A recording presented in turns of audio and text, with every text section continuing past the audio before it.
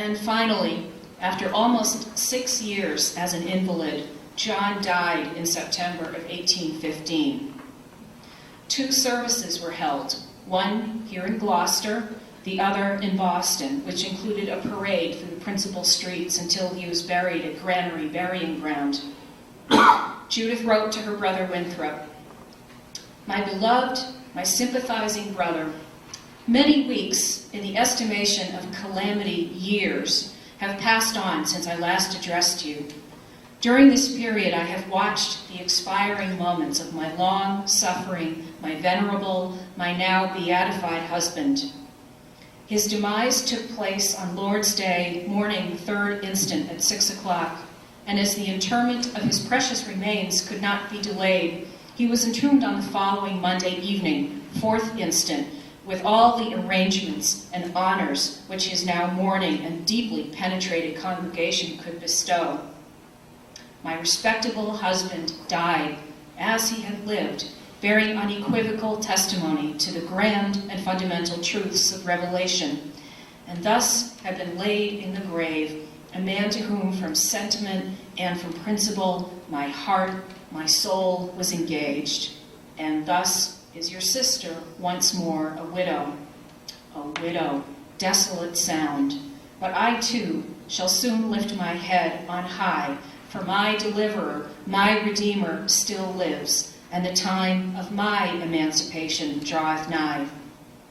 I will yield to the remonstrances of an aching heart, a swimming head, and trembling fingers, which are momently stimulating me to relinquish my pen. I am, most devotedly, your affectionate and deeply affected sister." After John died, Judith completed and published his autobiography.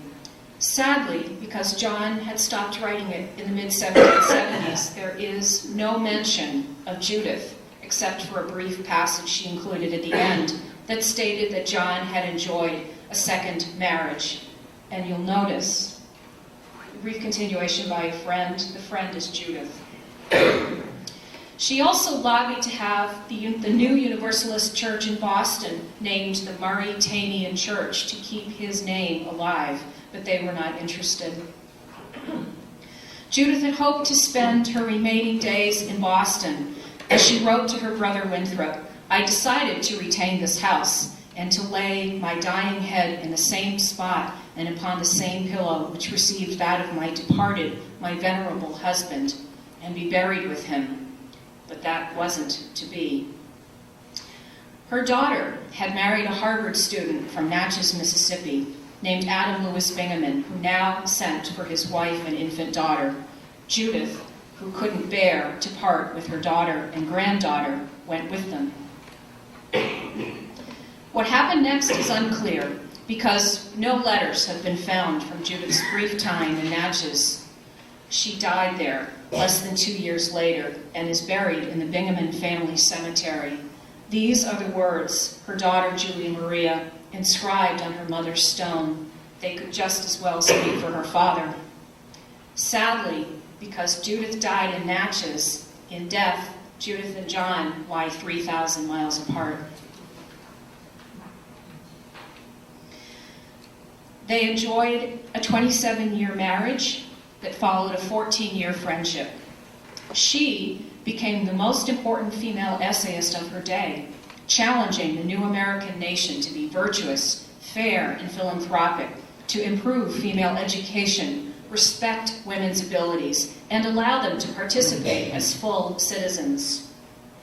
He would always be known as the father of American Universalism, forever dismantling the dark days of Calvinism in favor of a more hopeful and meaningful life here and in the next world.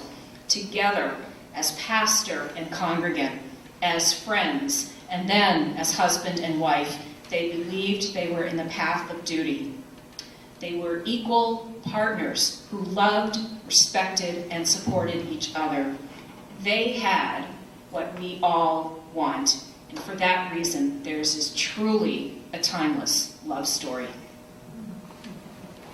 Thank you.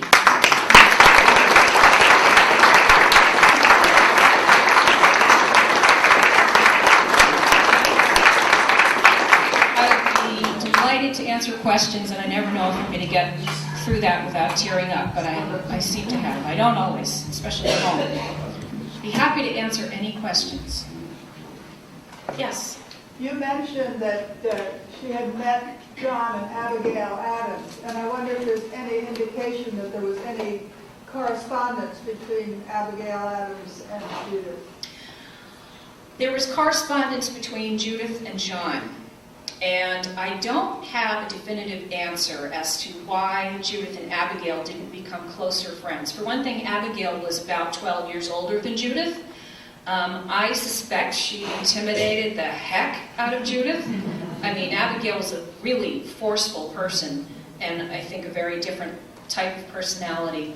But Judith certainly corresponded with John Adams, and when she published her book, The Gleaner, she did a very smart thing. I mean, keep in mind that Judith was the daughter of a very successful, wealthy family, and a lot of those business traits were passed on to her, and not just the boys. And what she knew with her book, The Gleaner, she funded it by selling advance subscriptions. And she knew that if she got George Washington and John Adams to subscribe, she could use their names to get a lot of other people to subscribe, and guess what? It worked. And she also asked John Adams if she could dedicate her book, The Gleaner, to him, and he agreed. So in the front of The Gleaner, Volume 1, is this lovely dedication to John Adams. And, of course, these subscribers are listed alphabetically, and his name is the first subscriber in very big type, all capital letters. So she revered him, and I'm happy to tell you that go back, and I'm sure you all own David McCullough's biography of John Adams. Go back, and you'll see that in there he included a description that Judith Sargent Murray wrote to her parents upon her first meeting John Adams. And I sent that to David McCullough years ago when I knew he was working on that book, and he included it. And he said that it was the best written, most accurate first-person account of John the man that he had encountered. Loved it. It made me very happy. Yes, sir? What was the challenges made to John Murray that forced him to leave to go back to London? Was it religious challenges or belief? Or? The second challenge was to his ability to perform the marriage ceremony. And the local ministers said, essentially challenged the legality of any marriage that he had performed, stating that he was not a legitimate minister and therefore was not legally allowed to do that, and that any marriage he had performed was null and void. And the Universalists took them back to court, and that was the second successful court case that they won. But meanwhile, things were just very heated here in Gloucester. He really, I mean, Judith used the word obnoxious, which was used slightly differently in the 18th century, but he really was obnoxious in every use of that word to the ruling ministers in Gloucester and then in Boston. And it's interesting, when he sailed for England, he took what I call sort of a letter of safe passage with him, signed by Judith's father and uncle, Epps, and some of the other leading Universalists, that essentially say, this man goes with our blessing, he has our backing and our support, and don't harm him. You know, sort of like, if you mess with him, you mess with us. You don't want to do that. It's just an amazing, amazing story. I also want to say something about one of the displays in the gallery upstairs where we're going to be doing a book signing.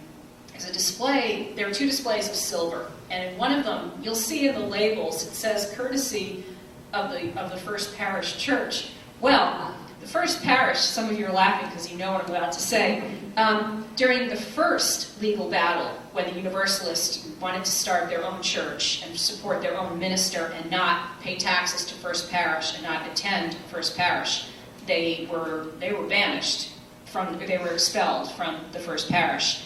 When they refused to pay taxes,